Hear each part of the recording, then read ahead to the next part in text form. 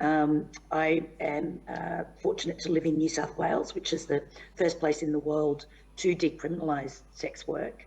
And I think when we're looking at evidence for how decriminalisation impacts on rates of HIV, in Australia, sex workers are less likely to be living with HIV and have virtually eliminated HIV among female sex workers.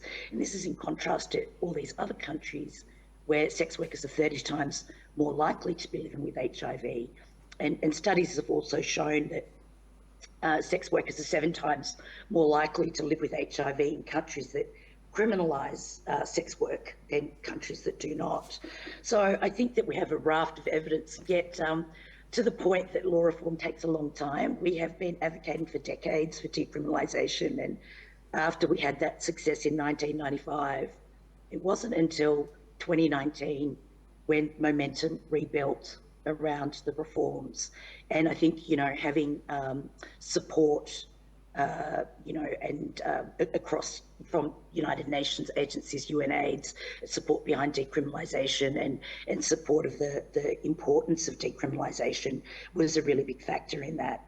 And just last week, we successfully, in Northern Territory, that had decriminalised in 2020, and we also got decriminalisation and removal of the criminalisation of HIV in Victoria.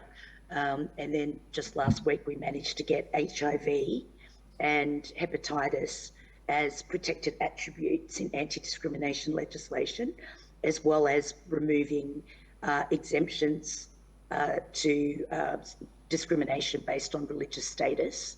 And for the first time in the world, we also got sex work as a protected attribute in anti-discrimination legislation, which I think is really important and also a really necessary support for the implementation of decriminalisation.